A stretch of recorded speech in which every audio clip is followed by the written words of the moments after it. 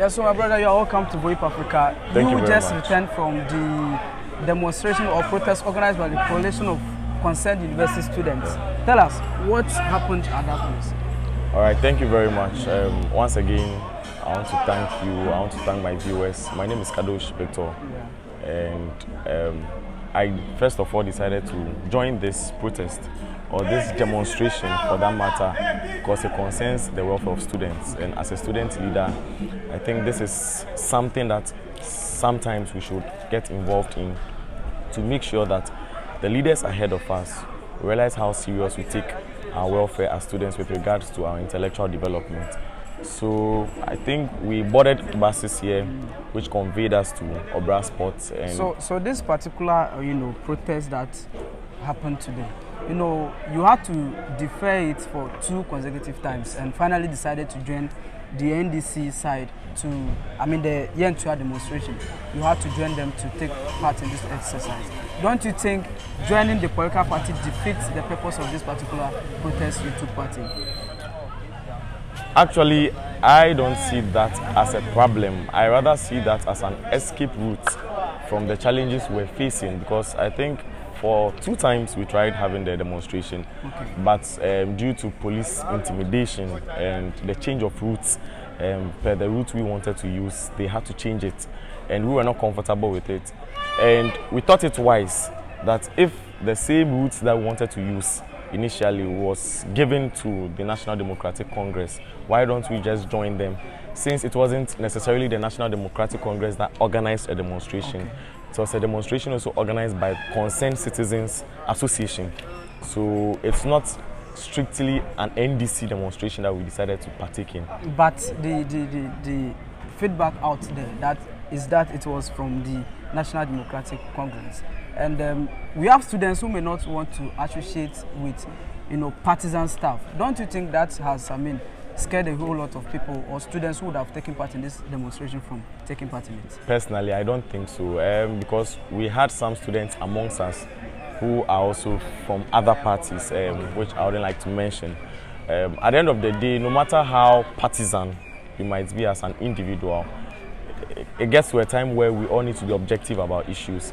If I'm even an NDC and at the end of the day there is an issue that is at hand that affects us and our well-being as students, I don't see why joining whichever political party that organized that demonstration becomes a problem, because in the end it's Ghana first before my partisanship comes in. What happens next after this if you don't see any results?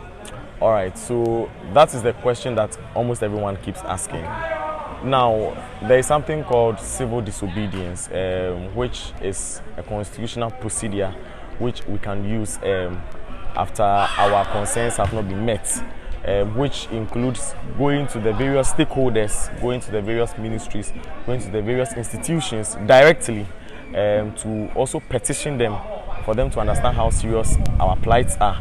And if that doesn't happen, then what will come in place is the civil disobedience, which will entail the bringing together of students not only from University of Ghana but from other campuses, which will make the thing more serious and will bring the mind of governments to us. All right, thank you very much. You are a lead convener of the concerned university students, Coalition of Concerned University Students, and you led a protest today.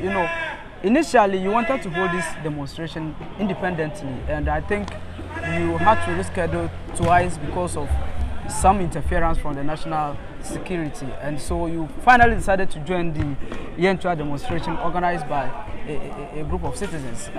What happened? Tell us. Give us a brief background of what had transpired from that time to the time you decided to join this particular people.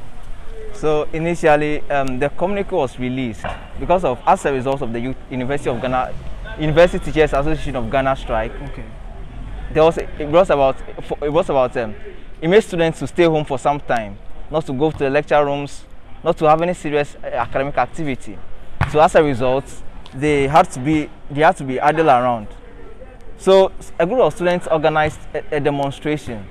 The concerned university students organized a demonstration. Initially, that was the first attempt they made.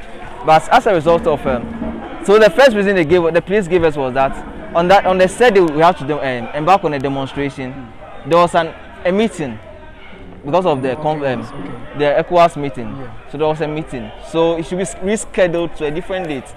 So the different date was last week. Okay. Okay, well, we had to embark on a demonstration. But at midnight, while we're in the meeting with the police, the regional police commander informed us that if we really embark on that demonstration, then the leaders and members who embarked on that very demonstration, they could be arrested. Okay. Meanwhile, this is our right. We have the right to demonstrate. Okay. So we have to reschedule it that second time to today. And then we joined for the demonstration. And I must say that it was a peaceful demonstration. Do you think what the police did was in the right direction? No, not at all. Because we have the right to demonstrate. It is our right. But I think they gave reasons. Do you think the reasons were convincing? The reasons were untenable. I mean, the second reason was untenable. Because you scheduled, you give us the assurance that you protect us on this day. That this is the day that we should have the demonstration. When you're having a demonstration, you'll be with us, as it is your duty to do so. Okay, so moving forward, if we have this kind of situations, what do you suggest that young people of this country do when they are confronted with some of these technicalities? Well, I would say that as for the police intimidations, I don't think that it will end. Okay. I don't think that it is going to end again. But as youths of this country, this country belongs to us. So next time we have to organize and give a proper reason to the police why they should allow us to have the demonstration. When you say proper reason, does it mean you were not able to give a proper reason for this particular one? That is why they kept changing the date? That is left to the police, because we presented our reason why we should have the demonstration.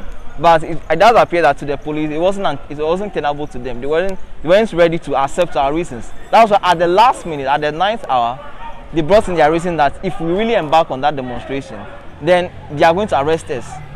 So, I mean, if you hear that you will be arrested, why should we embark on that demonstration again? Okay. So we didn't embark on that demonstration. What next after this? Now that you've embarked on. So now that after this is that the next date for the court, I'm saying the court, sorry. Yeah. The next date for meeting between UTAC and and NLC is on the 15th of this month. Okay. If on the 15th of this month we don't hear anything, then it is likely that there will be another demonstration. And this is just the first. What you've just seen today, just the first of a series of demonstrations. Okay. Because as youths of this country, we are surrounded by a lot of things. A lot of things are happening around us. Insecurity, our roads are not good. This government promised to change to construct new roads, to build new schools. I mean, there are a lot of things that are surrounded around us, which I think that we the youths, we must start speaking up. So if we don't see any change after today's demonstration, and on the 15th of this month, they go for the meeting between the UTAC and the National Labour Commission, nothing changes, then it's likely that we have another. So that was a lead convener of the, coalition of concerned university students who led the protest. I mean, he is saying if they don't get any results from the meeting between UTAC and NLC, then we are likely to see more of this. So you are a member of the coalition of concerned university students who engaged on the protest today. Now, you decided to join the NDC on their end-to-end demonstration. Don't you think that move maybe scared a lot of students who may not want to be tagged with partisanship from helping you in this demonstration? Oh, okay. First of all, I'm Kenneth Anane. Then I want to thank your cherished viewers. You should know that the coalition of concerned university students isn't part of the NDC, okay. Meaning it's not a wing or under the NDC. But it actually had a disadvantage though when we joined the Yen-Tua demonstration. Okay. You know, I wanted to bring a lot of people on board. I was talking with my friends and then for them to come and join the protest. Yes. But at the end of the day, they were talking to me that no, they are in TESCON, which is the MPP youth wing on the campus. They were like, I can't join because my people will be like, I'm supporting NDC or anything like that. But I have a lot of people in the bus that I was talking with a lady. I took her number and then she saved the number as David TESCON. I was like, wow, so you are a TESCON girl and then you joined this demonstration. Okay. Like, oh yeah, I joined the demonstration because it's been 5 weeks this and then the lecturers are not in class, everything.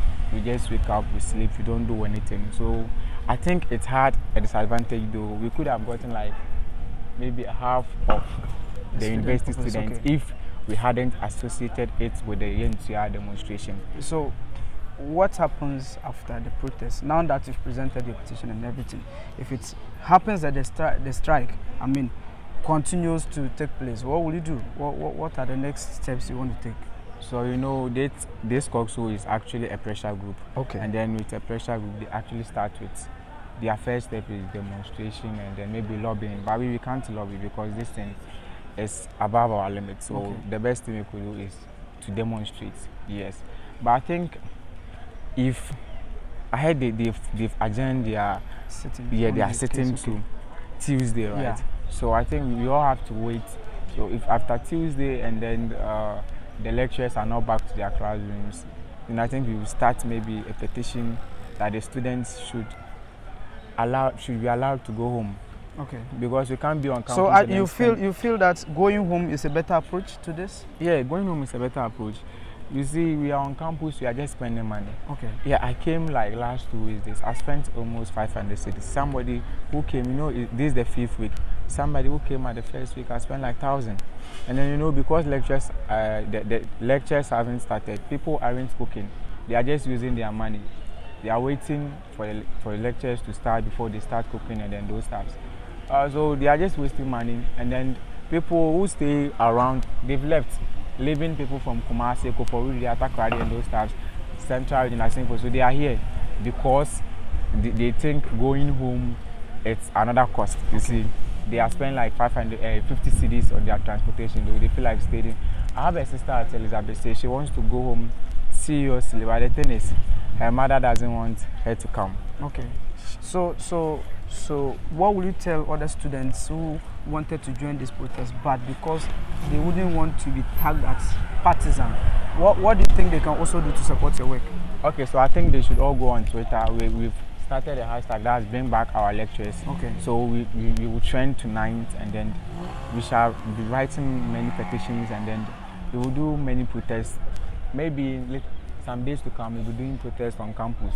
Okay. For the entire school to see that yes, we actually serious. Because when you know my problem, when they resume and then they feel like pushing the academic calendar forward, forward to other months. You see, some people, because of the accommodation crisis, some people they rented houses and it was given to them in months. Okay, let's say 4 months outside. Yes, those outside, it will be a disadvantage to them.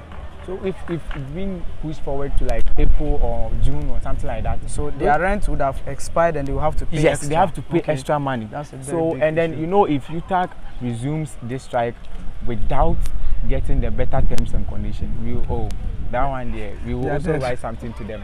Because they can't just waste our time and then just go to court and be like, okay, we will come. Oh, okay. You mean if they call off the strike without getting what they want and they decide to come, you will say that they've wasted your time? Yes. And that you take them on. Is that what you're trying to say? Yes, they've wasted our time. They have to get what they want before they get back to their classrooms. They can't come if they don't get what they want. Okay. Yes, because they started this last month. So they can't say we are coming back. Then the strike is of no use. Okay. Yes, they have to wait and then get what they want. But getting what they want doesn't mean they should delay with the student because there's a saying, so assume you know. Do you feel that it's UTAG that is delaying you or it is the government? I'll blame the government. Okay. Because the UTAG is demanding something. So at least the government should settle them. But other people think that what UTAG is demanding has put government in a very tough situation, and that there is a salary structure that government follows, and so if the government have to increase that of UTAG members, then automatically it has to increase for other workers, and so it will bring a whole lot of burden on the government.